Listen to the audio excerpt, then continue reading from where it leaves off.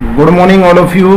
तो स्टूडेंट्स, आज हम पॉलिटिकल साइंस का एक नया टॉपिक आज की क्लास में लेकर आए हैं जिसका नाम है सत्ता यानी ऑथोरिटी। तो आज की इस क्लास में हम सत्ता के बारे में जो महत्वपूर्ण तथ्य है, सत्ता की जो महत्वपूर्ण विचारकों की परिभाषाएं हैं और सत्ता के स्वरूप कौन कौन से होते हैं और सत्ता पर किस प्रकार जो है सीमाएं, सत्ता की कौन कौन सी सीमाएं हैं, किस प्रकार उस पर अंकुश रहता है। तो आइए आज की क्लास की शुरुआत करते हैं। तो जहां प्राचीन और मध्यकालीन राजतंत्रात्मक व्यवस्थाओं में शक्ति महत्वपूर्ण अवधारणा थी, वहीं जो आधुनिक लोकतांत्रिक व्यवस्था है उसमें सत्ता की अवधारणा जो है वो बहुत ज़्यादा महत्वपूर्ण है। तो शक्ति प्रत्येक जगह जो है वो सही नहीं हो सकती। अनेक बार हम शक्ति के भय के कारण मजबूरी में इसे स्वीकार करते हैं, पर सत्ता जो होती है किसी व्यक्ति, संस्था, नियम या आदेश का एक ऐसा गुण है जिसके कारण उसे सही मानकर और स्वेच्छा से उसके निर्देशों का पालन किया जाता है। जब हम किसी बलशाली के आदेश की पालना करते हैं तब उसकी आज्ञा के जो पालन का आधार होता है तो वो शक्ति होता है। जबकि हम चौराहे पर जो यातायात पुलिस का जो सिपाही खड़ा रहता है उसके इशारे पर जब हम रुक जाते हैं तो वह जो है काय का प्रतीक होता है, सत्ता का प्रतीक होता है। तो इस प्रकार शक्ति के साथ जब वैधता जुड़ जाती है तो वह सत्ता कहलाती है। जब तक किसी समाज या राज्य में सत्ता का प्रयोग नहीं होता तब तक नीतियां, नियम और निर्णय लागू या स्वीकार नहीं किए जा सकते हैं। अतः सत्ता को जो राज्य रूपी शरीर है उस राज्य रूपी शरीर की क्या कहा गया है? आत्मा कहा गया है। तो कोई भी राजनीतिक गतिविधि हो, कार्यक्रम सत्ता के आधार पर ही जो है वो संभव होते हैं। और सत्ता जो है वो शक्ति, प्रभाव और नेतृत्व इनका मुख्य साधन है। यानी आप देखते हैं जो शक्ति है, प्रभाव है, नेतृत्व है, इनका जो मुख्य साधन है वो क्या है? सत्ता है। और अपने सभी स्वरूपों में सत्ता यानी शक्ति, प्रभाव, वैधता व नेतृत्व से जुड़ी हुई है। यानी सत्ता किससे जुड़ी हुई है? शक्ति से भी जुड़ी हुई है, प्रभाव से भी जुड़ी हुई है, वैधता से भी जुड़ी हुई है और नेतृत्व से भी जुड़ी हुई है। अब जो अपने राजनीति विज्ञान के कुछ प्रमुख विचारक हैं उन्होंने सत्ता की कुछ प्रमुख परिभाषाएं दी है। आइए उन परिभाषाओं को देख लेते हैं। तो सबसे पहले बायरस्टेड। तो बायरस्टेड अपनी परिभाषा में कहते हैं कि सत्ता शक्ति के प्रयोग का वैधानिक अधिकार है, स्वयं शक्ति नहीं है। यानी वो शक्ति के प्रयोग का वैधानिक अधिकार सत्ता को कहते हैं, स्वयं शक्ति नहीं कहते। ऐसे ही हेनरी फेयोल के अगर आप शब्दों में देखेंगे तो वो सत्ता आदेश देने का अधिकार और आदेश का पालन करवाने की शक्ति को क्या कहते हैं? सत्ता कहते हैं। ऐसे ही एलन के शब्दों में अगर आप देखते हैं तो एलन कहते हैं कि दिए गए कार्यों को संपन्न कराने के लिए दी गई शक्तियां व अधिकार क्या है? सत्ता है। ऐसे ही आप देखेंगे थियो हेमेन के शब्दों में वो ये कहते हैं कि सत्ता वह वैधानिक शक्ति है जिसके आधार पर अधीनस्थों को काम करने के लिए कहा जाता है। अधीनस्थ यानी जो एक सर्वोच्च सत्ता, सर्वोच्च शक्ति होती है उसके अंडर में जो लोग काम करते हैं उनको अधीनस्थ कहते हैं। तो ये कहते हैं कि सत्ता वह वैधानिक शक्ति है जिसके आधार पर अधीनस्थों को काम करने के लिए कहा जाता है तथा उन्हें बाध्य किया जा सकता है। और अगर वो आदेश का उल्लंघन करते हैं तो आवश्यकता अनुसार उनके विरुद्ध जो है अनुशासनात्मक कार्रवाई भी की जा सकती है। और कई बार तो ऐसा भी होता है कि उनको उस कार्य से ही अलग या पृथक भी कर दिया जाता है। तो इसलिए जो ये सारे विद्वान हैं इन्होंने जो सत्ता की परिभाषा दी वो कहते हैं कि निर्णय लेने, आदेश देने और आदेश का पालन कराने वाली उच्च स्तरीय शक्ति के रूप में जो है इन्होंने सत्ता को परिभाषित किया है। इन सभी परिभाषाओं में सत्ता का जो है औपचारिक पक्ष या कानूनी पक्ष को इन सब ने दृष्टि में रखा है। इसलिए ये जो परिभाषा है ये सत्ता के केवल एक ही पक्ष को स्पष्ट करती है। यानी सत्ता आदेश देने वाली उच्च स्तरीय शक्ति तो है, लेकिन केवल इस स्थिति के कारण ही सत्ताधारी के आदेशों का पालन जो है वो नहीं होता, बल्कि क्या होता है? आदेशों के पालन का एक आधार जो है वो अधीनस्थ यानी जो अंडर में काम करते हैं अथवा जिन्हें निर्देश दिए जाते हैं उनकी सहमति भी होता है, यानी वो अपनी सहमति से भी कई बार जो है आदेश का पालन करते हैं। तो अधीनस्थ जब इस बात को स्वीकार करते हैं कि आदेशों के जो स्रोत है वो सही या उचित है, तो तभी आदेश देने वाले अधिकारी को क्या कहते हैं, प्राधिकारी या सत्ताधारी कहा जाता है। ऐसे यूनेस्को की एक रिपोर्ट है, उसके अनुसार वो कहते हैं कि सत्ता वह शक्ति है जो कि स्वीकृत, सम्मानित, ज्ञात एवं औचित्यपूर्ण हो। तो ऐसे ही मैरी पार्कर फोलेट और आपके चेस्टर बर्नार्ड और साइमन जो विद्वान हैं, इनके द्वारा व्यवहारिक और मनोवैज्ञानिक पक्ष को दृष्टि में रखते हुए सत्ता की व्याख्या की गई है। वे सत्ता के प्रसंग में औचित्य तथा अधीनस्थों की सहमति, क्या बताया, एक तो औचित्य और दूसरा अधीनस्थों की सहमति। क्या बताया, एक तो औचित्य और दूसरा अधीनस्थों की सहमति, इसको जो है वो अधिक महत्व देते हैं। और इन विद्वानों के अनुसार सत्ता आदेश देने वाली उच्च स्तरीय शक्ति और आदेशों का पालन करने वाले जो अधीनस्थ होते हैं उनके बीच सहमति पर आधारित संबंधों को जन्म देती है।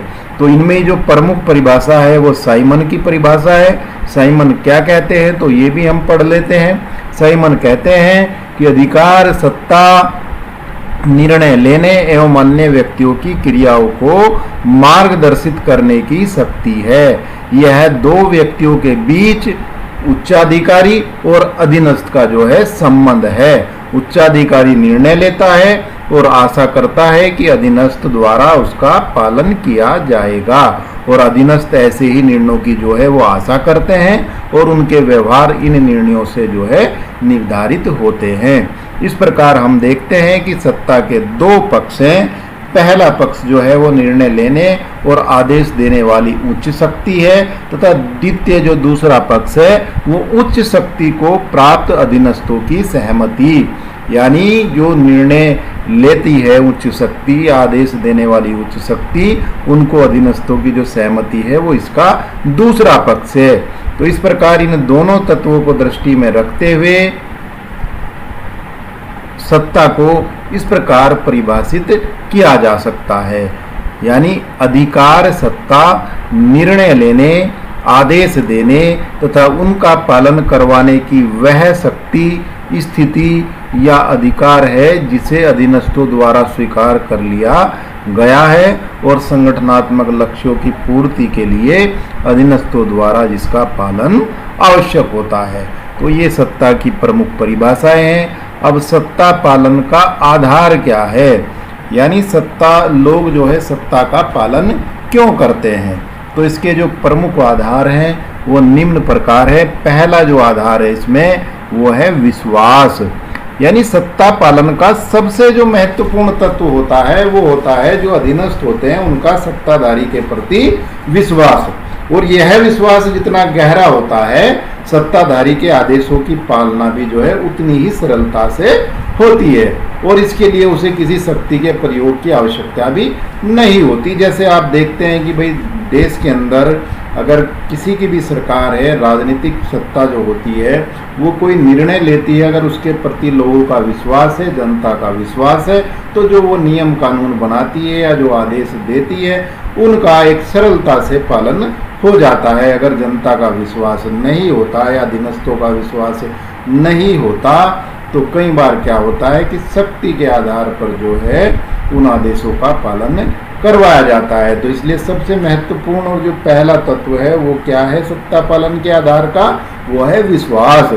दूसरा तत्व है जो इसमें वो है एक रूपता, यानी विचारों और आदर्शों की एक रूपता भी जो है सत्ता का महत्वपूर्ण आधार होता है। वैचारिक एक रूपता स्वतः ही आज्ञा पालन की स्थिति को पैदा करती है। इसी कारण राज व्यवस्थाएं, उदारवाद, समाजवाद आदि विचारधाराएं जो है उनका सहारा लेती हैं। तो हम देखते हैं कि बहुत सारी राज व्यवस्थाएं होती हैं और वो अलग अलग प्रकार की जो विचारधाराएं हैं, उदारवाद, पूंजीवाद, समाजवाद, इन विचारधाराओं का सहारा जो है अपने नीतियों में, अपने निर्णयों में लेती हैं, और उसके कारण जो उनकी जो ये विचारधाराएं होती हैं उनके कारण जो है आज्ञा पालन होता है। अब जो तीसरा जो है प्रमुख तत्व है वो है लोकहित। तो लोक कल्याण भी जो है वो सत्ता का महत्वपूर्ण आधार है। हम राज्य के अधिकांश कानूनों की पालना केवल दंड शक्ति के भय के कारण या उसके दबाव के कारण नहीं करते, अपितु इसलिए भी करते हैं कि वे लोकहित को बढ़ावा देते हैं। जैसे कि टैक्स को जमा करना, यातायात के नियमों की पालना करना, तो ये जो है लोकहित के कारण जो है सत्ता का पालन करते हैं।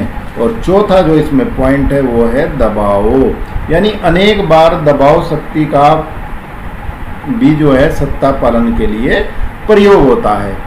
यानी प्रत्येक व्यवस्था में कुछ लोग ऐसे होते हैं जिन पर सत्ता के जो अन्य आधार होते हैं उनका कम प्रभाव रहता है। अन्य आधार मतलब जो अभी मैंने बताया, एक रूपता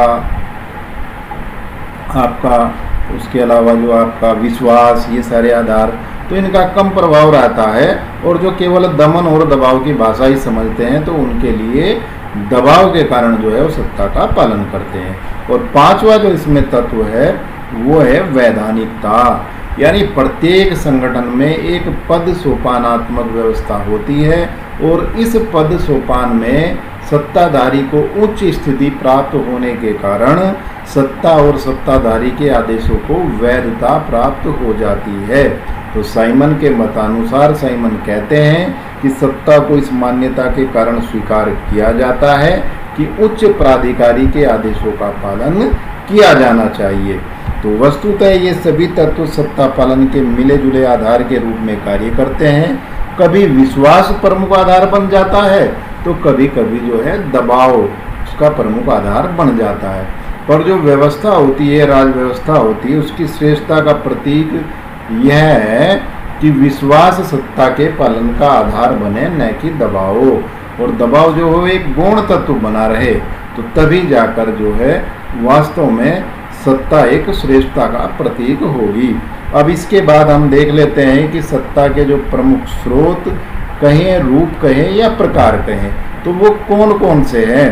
तो जब हम सत्ता के रूप, स्रोत, प्रकार की बात करते हैं तो देखते हैं कि सत्ता की जो अवधारणा की विवेचना है वो सुकरात, प्लेटो और अगस्टाइन आदि के समय से जो है वो होती रही है। किंतु इसकी जो विस्तृत विवेचना वो 20वीं सदी में राजनीतिक और समाज शास्त्रीय विश्लेषक जो है उनका नाम क्या है, मैक्स वेबर। तो मैक्स वेबर के द्वारा जो है वो प्रस्तुत की गई। और सत्ता एवं औचित्य पूर्ण का परस्पर घनिष्ठ संबंध है और मैक्स वेबर ने इस संबंध को दृष्टि में रखते हुए औचित्य पूर्ण के आधार पर सत्ता के स्रोतों एवं प्रकारों का जो है वो वर्णन किया है। उसके अनुसार अपने स्रोत के आधार पर सत्ता जो है वो 3 प्रकार की होती है। कितने प्रकार की बताई मैक्स वेबर ने? 3 प्रकार की। और पहले प्रकार की कौन सी है? परंपरागत, यानी जब प्रजा या अधीनस्थ वरिष्ठ अधिकारियों के आदेशों को इस आधार पर स्वीकार करते हैं कि ऐसा सदैव से होता आया है तो सत्ता का यह प्रकार जो है परंपरागत कहा जाएगा। इस प्रकार परंपरागत सत्ता का अभिप्राय शासन के उस अधिकार से है जो राजनीतिक शक्ति से अनवरत प्रयोग से जो है उभरता है। अतः जो परंपरा या प्रथा दीर्घ काल से यानी लंबे समय से अपनाई जा रही है वह निराधार नहीं हो सकती। इसलिए कबीलों और जो गांव के बड़े बूढ़ों द्वारा सत्ता का प्रयोग किया जाता है वो ऐसे विश्वासों पर ही होता है।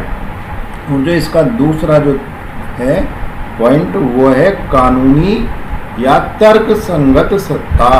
तो इसका जो आधार होता है वो पद होता है, यानी इसका आधार व्यक्ति नहीं पद होता है।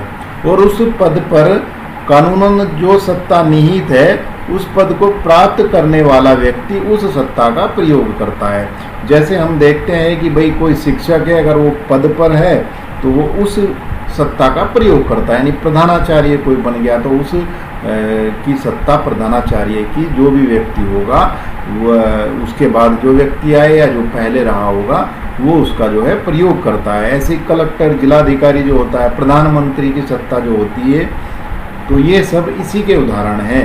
यदि कानूनी सत्ता का जो प्रयोग कर रहा है अगर उसका व्यक्तित्व चमत्कारिक हो तो वह जो है असीमित सत्ता का प्रयोग कर सकता है। जैसे प्रधानमंत्री में कानूनन समान सत्ता निहित होती है, लेकिन उस पर बैठने वाले व्यक्ति के गुणों के आधार पर प्रयोग की जो सीमाएं हैं वो अलग अलग दिखती है। कई बार हम देखते भी है कि भाई एक ही सीट पर यानी प्रधानमंत्री पद पर अलग अलग व्यक्ति आते हैं, तो जब हम तुलना करते हैं तो एक को बताते हैं कि भाई ये तो बहुत अच्छा प्रधानमंत्री साबित नहीं हुआ और ये बहुत अच्छे प्रधानमंत्री हैं देश के लिए। तो इस प्रकार वो व्यक्तित्व होता है व्यक्ति का।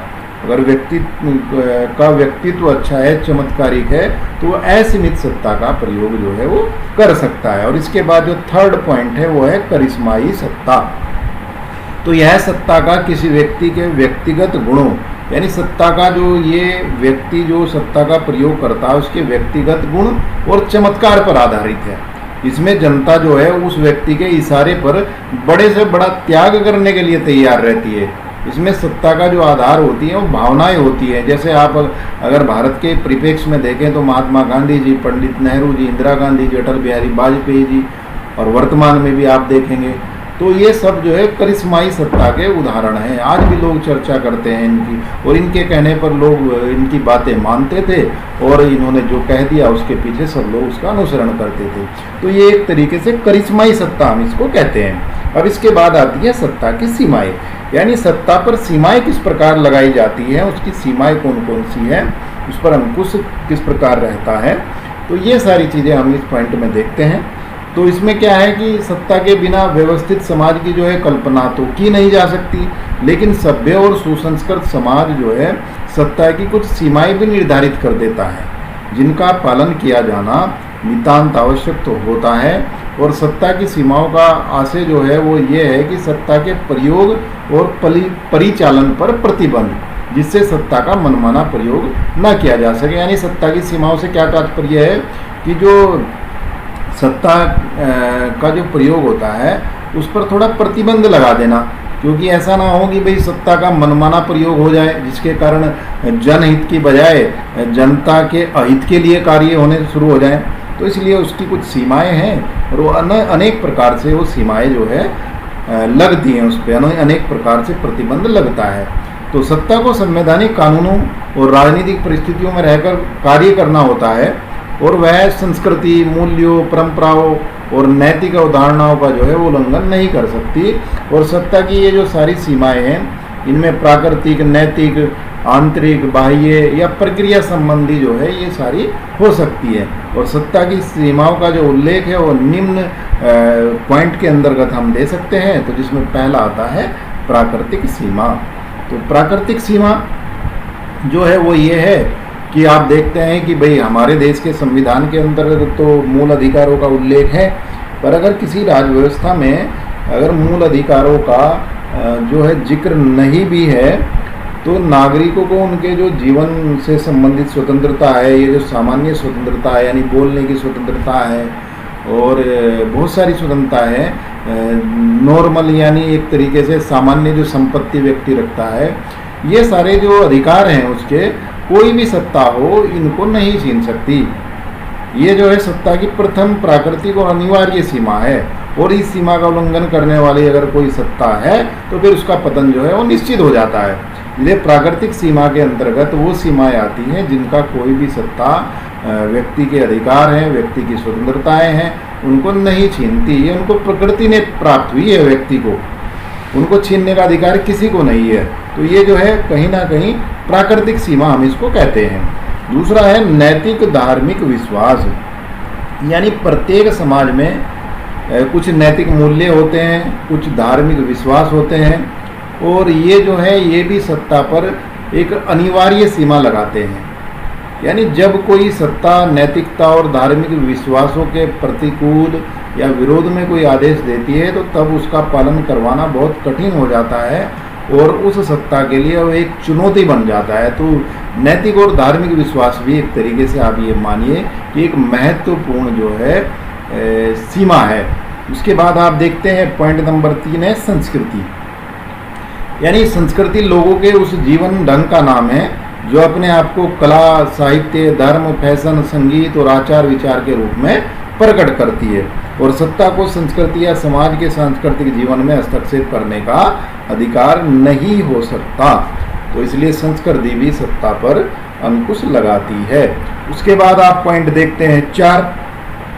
पॉइंट नंबर 4 में है संविधान, नियम और उपनियम।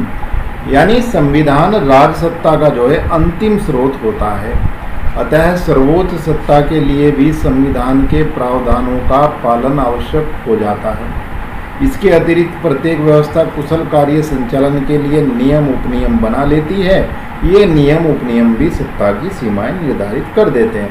आप देखते ही हैं भारत के अंदर भी, भारत का जो संविधान है, कोई भी सत्ता आए और सत्ता के कोई भी अंग हो, उसमें सरकार का कोई भी अंग हो जिसके पास सत्ता है, वो विधायिका हो, कार्यपालिका हो, न्यायपालिका हो, उसको संविधान के अनुरूप ही चलना होता है, संविधान के अनुरूप ही कार्य करना होता है।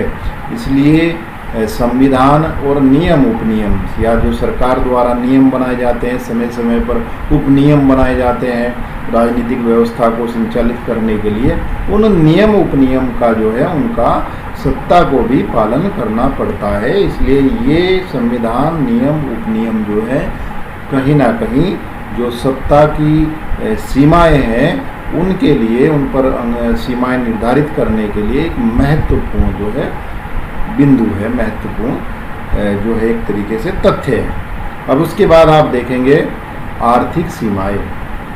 तो प्रत्येक राजव्यवस्था के आर्थिक साधन और आर्थिक जो क्षमताएं होती हैं वो सीमित होती है। यानी आप देखते हैं कि भाई आर्थिक संसाधन हमारे पास जो है वो सीमित मात्रा में है और आवश्यकताएं तो बहुत ज़्यादा होती हैं। इसी प्रकार प्रत्येक राजव्यवस्था के आर्थिक संसाधन और जो क्षमताएं हैं वो सीमित होती है, और ये आर्थिक साधन या क्षमताएं सत्ता को सीमित करने की प्रकृति रखते हैं। अर्थात अपने देश के नागरिकों को किस प्रकार उनमें संसाधनों का बंटवारा किया जाए, किस प्रकार उनका समुचित उपयोग किया जाए। तो संसाधन जो आर्थिक तत्व है, इसमें आर्थिक सीमाएं जो है वो साधन हमारे पास सीमित मात्रा में है, क्षमताएं भी सीमित मात्रा में, कई बार टेक्नोलॉजी भी उसमें आ जाती है, तो उसके कारण भी सत्ता जो है सीमित रहती है। ये भी सत्ता को सीमित करने की प्रवृत्ति रखते हैं। उसके बाद पॉइंट नंबर 6 है हमारा अधीनस्थों की क्षमताएं और अधीनस्थों द्वारा निर्मित संघ। तो आप कई बार देखते भी हैं कि कोई भी सत्ता अपने निर्णयों को लागू करने और आदेश मनवाने का कार्य जो है वो अधीनस्थों के माध्यम से करती है, और इन अधीनस्थों की जो क्षमता की सीमाएं सत्ता की सीमाओं को निर्धारित कर देती है। इसके अतिरिक्त विभिन्न व्यवस्थाओं में प्राय उनमें कार्य करने वाले कर्मचारी अपने निजी हितों की वृद्धि के लिए संघ आदि बनाकर सामूहिक सौदेबाजी करते हैं। यह स्थिति भी सत्ता पर अवरोध लगा देती है। तो आप कई बार देखते हो कि भाई सरकार ने कोई घोषणा की, कोई नई योजना प्रस्तुत की और उसका इम्प्लीमेंट होने में या उसको लागू होने में काफ़ी समय लग जाता है, तो उसके पीछे जो उनके अधीनस्थ होते हैं, जो उस योजना को लागू करने वाले होते हैं, उनकी क्षमताएं काम करती हैं। वो भी कहीं ना कहीं उनकी जो क्षमताएं हैं वो भी इनको जो है सत्ता को प्रभावित करती है, कहीं ना कहीं उसकी सीमाओं को निर्धारित कर देती है। और कई बार तो ऐसा होता है कि कर्मचारी जो उनके अधीनस्थ होते हैं वो अपने व्यक्तिगत हितों के लिए, निजी हितों के लिए कई बार संघ बना लेते हैं, संगठन बना लेते हैं, और उनके संगठन जो है फिर कहीं ना कहीं अपने हितों के लिए सरकार से, सत्ता से सामूहिक सौदेबाजी करते हैं, और यही स्थिति जो है सत्ता पर अवरोध लगा देती है। इसके बाद हम पॉइंट नंबर 7 देखते हैं, अंतर्राष्ट्रीय संगठन और अंतर्राष्ट्रीय कानून।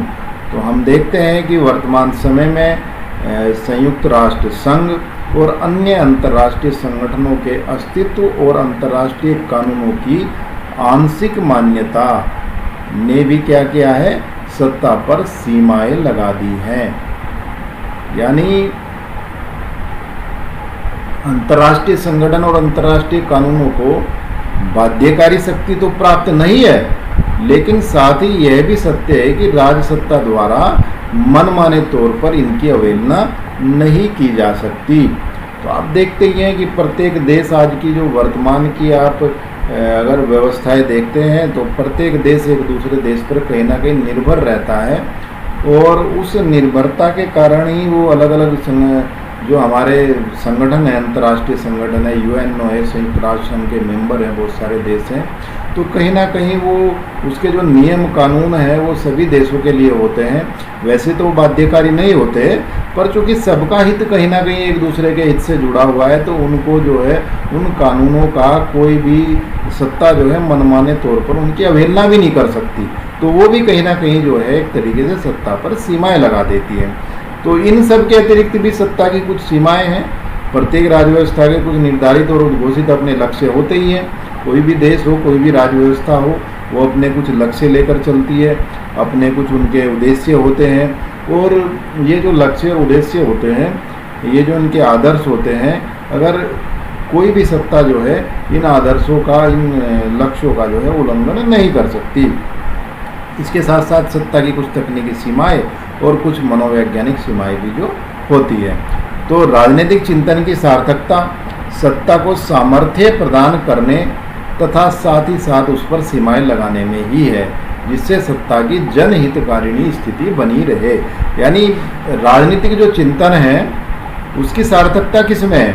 एक तो सत्ता को सामर्थ्य प्रदान करें, और सामर्थ्य प्रदान करने के साथ साथ सत्ता पर सीमाएं भी लगाए। क्यों सीमाएं लगाए? क्योंकि जिससे सत्ता लोकहित के लिए, जनहित के लिए कार्य करने वाली जो है सत्ता की स्थिति बनी रहे। तो आज की क्लास में आपने सत्ता के बारे में महत्वपूर्ण जो विचारकों के जो विचार थे वो पढ़े, और विस्तार से आपने सत्ता के बारे में जाना। और मुझे पूरी उम्मीद है कि आज के इस लेक्चर के बाद आप सत्ता को विस्तार पूर्वक समझ गए होंगे। अगर कहीं पर कोई पॉइंट समझ ना आए तो आप मुझे कमेंट बॉक्स में कमेंट भी कर सकते हैं, और आप वीडियो को पोस्ट करके आप जो ये वीडियो में जो नोट्स हैं इनको पढ़कर भी आप इसको समझ सकते हैं। आज की क्लास को यहीं समाप्त करते हैं। धन्यवाद, नमस्कार।